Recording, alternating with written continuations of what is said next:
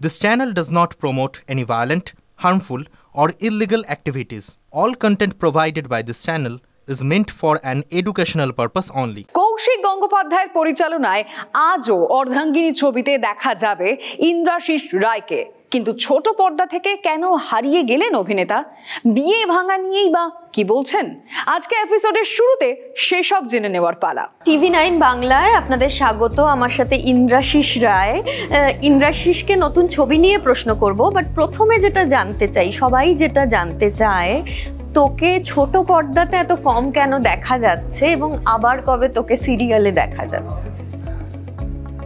এই প্রশ্নটা তো আমার নিজের কাছেও খুবই ইম্পর্ট্যান্ট, কারণ আমি টেলিভিশনে কাজ করতে খুব ভালোবাসি এবং আজকে আমি যেখানে যেটুকু অর্জন করতে পেরেছি, টেলিভিশন ইন্ডাস্ট্রির একটা বিশাল অবদান।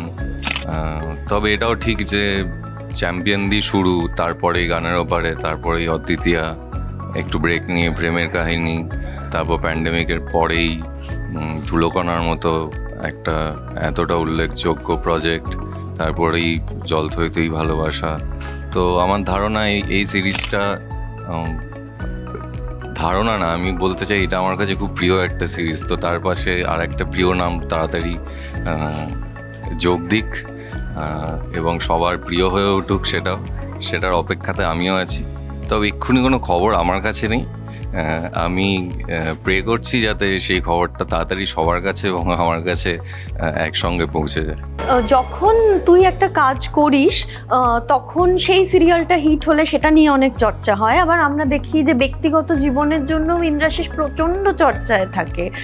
টলিউডের প্রথম সারির নায়িকাদের সাথে প্রেম হতে পারে, বা কোনো সিরিয়াল হলে সেই নায়িকার সাথে প্রেম হচ্ছে কিনা, এইসব নিয়ে অনেক জল্পনা হয়।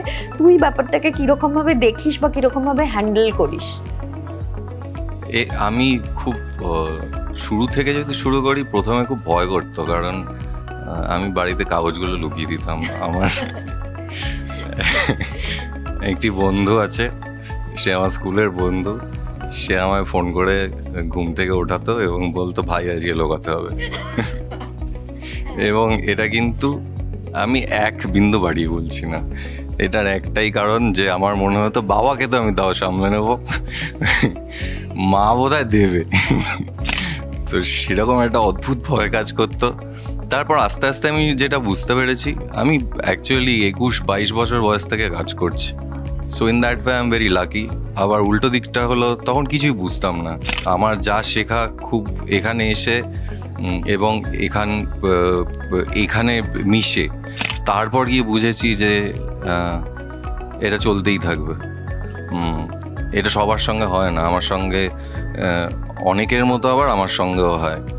এই যে ব্যক্তিগত জীবন নিয়ে এত চর্চা, বিয়ে হয়েছে, বিয়ে ভেঙেছে, সেই সব নিয়েও কন্টিনিউয়াস চর্চা, এইটা কি কোথাও আর্টিস্ট হিসেবে একটা চাপের মধ্যে ফেলে, নাকি এইটাকে ডিল করে এগিয়ে যাওয়াটাই হচ্ছে লক্ষ্য?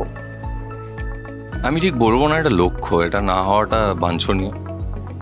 আমি পার্সোনালি যেটার মধ্যে দিয়ে গেছি, আমি আর সৌরভী, সেটা আমাদের খুবই পার্সোনাল ব্যাপার এবং দুজনেই আলটিমেটলি মিলে মিশে একটা ডিসিশন নিয়েছি।